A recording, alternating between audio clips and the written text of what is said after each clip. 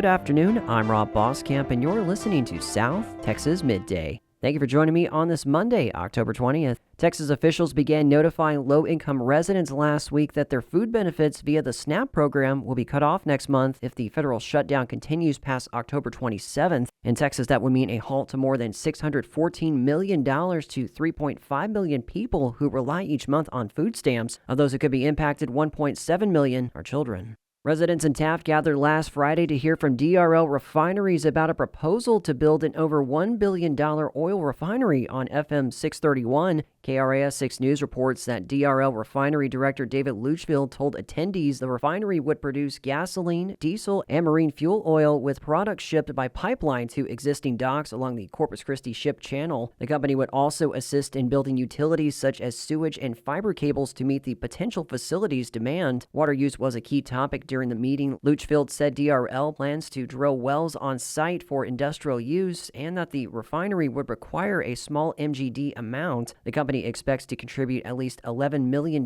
per year in taxes, with a proposed $7 million going to Taft ISD. DRL is offering to give $3 million toward local Taft projects. AEP Texas has announced a $310 million three-year resiliency plan to strengthen the South Texas power grid. Spokesperson Omar Lopez told KRRI News the company plans to reconductor over 400 miles of power line and replace 16,000 utility structures. The upgrade is expected to result in shorter outages and quicker recovery times after hurricanes, freezes, or frequent equipment failures. The company says customers will see a small increase on their bills, about 1.45 cents per year, once all the work is complete.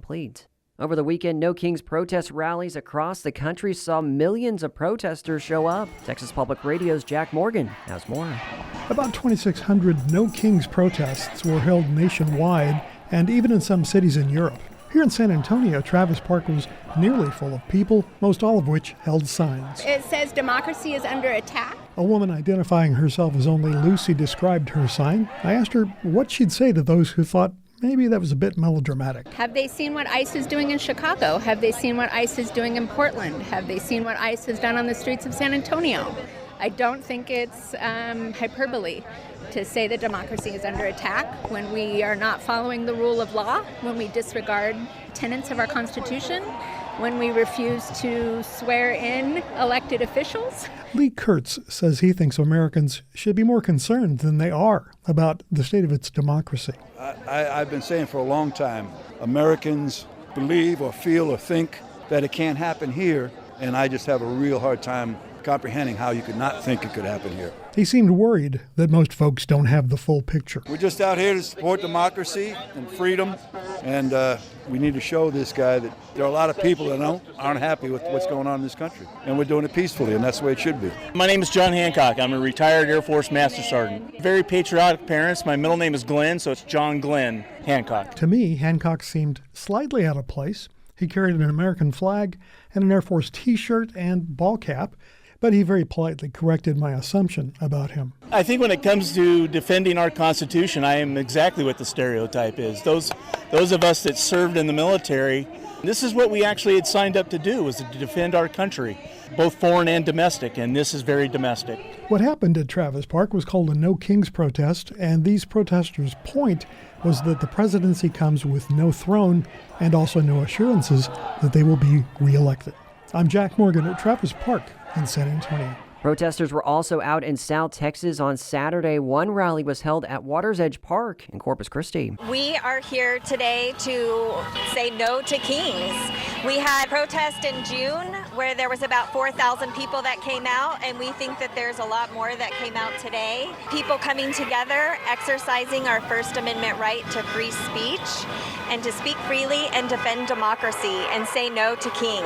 That was Stacey Garrick with Indivisible Coastal Bend speaking to KRRI News. The Victoria County Democratic Party also reported over 160 protesters in Victoria who expressed frustration over issues such as immigration, tariffs, and domestic policies. In the Rio Grande Valley, 4 No Kings protests were held in Brownsville, Harlingen, McAllen, and Weslaco. The third week of sanitary sewer testing in Port Lavaca is scheduled to begin today. 25 News Now reports that Public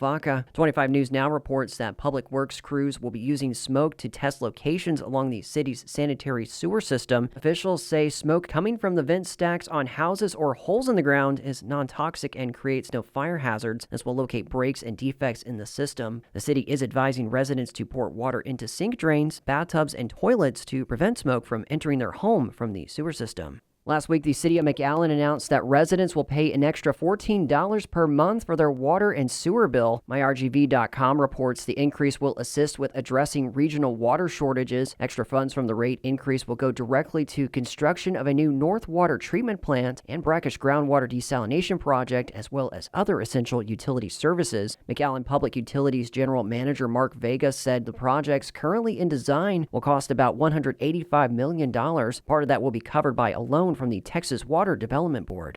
Tomorrow, Corpus Christi City Council will discuss awarding a $3.4 million construction contract to Weaver and Jacobs Constructors for Phase 1 of the Commodore Park Improvements Project. These include a covered basketball court pavilion, 2 tennis courts, 4 pickleball courts, and a fenced-shaded playground area. Funding for the first phase will come from the Parks and Recreation 2024 General Obligation Bond, with any remaining savings to go toward Design Phase 2. The overall Commodore Park Improvement Project is part of the city's $175 million Bond 2024 program, which voters approved last November. The program includes 38 total projects for streets, public safety, parks, and cultural facilities.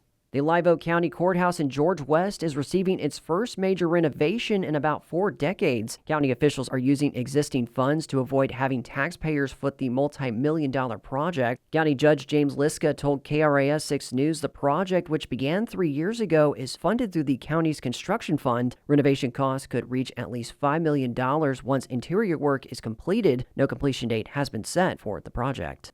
Early voting for the November 4th election begins today. Along with local ballot measures, Texans will decide on 17 amendments to the state's constitution. That includes Proposition 16, which clarifies that a person must be a U.S. citizen to vote in Texas. The Texas Newsroom's Blaze Gainey explains. Proposition 16 really just changes things on paper, since only American citizens can vote in Texas. It would simply enshrine that in the state constitution. Supporters say the proposition prevents future legal or policy changes allowing non-citizen voting, but critics argue it could mislead voters into thinking non-citizen voting is a problem, even though there's little evidence of it happening in Texas. I'm Blaze Gainey in Austin. Proposition 3 would change who's allowed bail in Texas. As KERA's Toluwani Osabamuwa reports, some people could be outright denied bail if it passes. Denying bail to people accused of certain violent or sexual felonies is already allowed under the current state constitution, but if Proposition 3 is approved, judges would be required to deny bail to people accused of those crimes. That includes murder, aggravated assault, and human trafficking. But a prosecutor would still have to prove the accused likely wouldn't show up in court again after getting bail. The amendment would also require a higher legal standard of proof to show granting a defendant bail would risk public safety. The proposal came from some Texas lawmakers' concerns that people let out on bail were too often reoffending with more serious crimes. Critics say the measure could deprive people of their freedom while they're legally presumed innocent. I'm Toluwani Osabamuwa in Dallas. Proposition 14 would create a major funding source for Alzheimer's and dementia research if passed. The state would dedicate $3 billion over the next decade towards research on the mental ailment. The Alzheimer's Association says over 450,000 Texans are afflicted with Alzheimer's. And Proposition 7 would eliminate property taxes for surviving spouses of a U.S. Armed Service veteran in certain situations. The Texas Newsroom has more details. Proposition 7 basically eliminates property taxes for widows or widowers of military veterans. To remain qualified, the spouse couldn't remarry. If Proposition 7 passes, Texas would join states like Florida and Maryland in eliminating property taxes for this group. Other propositions on the ballot that involve property taxes would affect senior citizens and individuals with disabilities. I'm Blaze Gainey in Austin. And more than a dozen Texas state agencies are under review by the Sunset Advisory Commission, including several major health agencies. KERA's Abigail Ruman reports advocates say this cycle could have a significant impact on services and access moving forward. The Sunset Review process takes a close look at an agency's purpose, priorities, and performance, starting with an agency's self-evaluation. Diana Forrester is with Texans Care for Children. She says the Health and Human Services Commission report listed customer service for people trying to access benefits as its first major issue. They were openly admitting that it's really confusing, that their processes aren't family friendly, that their notices are confusing. I mean, that was all stuff that we have been saying for years. Forrester says the self-evaluation could make it harder for lawmakers to ignore the concerns advocates have. I'm Abigail Ruman in Dallas. And in sports, Texas A&M Kingsville football could not complete the upset bid and take down Central Washington as it fell 24-21 Saturday in Washington. The Javelinas fall to 2-3 in Lone Star Conference action. UT RGV football also experienced heartbreak. They came back from a 17-0 deficit before a late field goal pushed the Lamar Cardinals past the Vaqueros 23-21 in Beaumont. The Vaqueros are now 1-2 in their inaugural Southland Conference season. And the Corpus Christi Ice Rays also lost over the weekend. First 4-2 to the El Paso Rhinos on Friday, then again 5-3 on Saturday. The Ice Rays fell back to 8th place in the NAHL South Division standings. And that is the latest news and information on South Texas Midday. I'm Rob Boskamp. Your community arts calendar and more is on the way.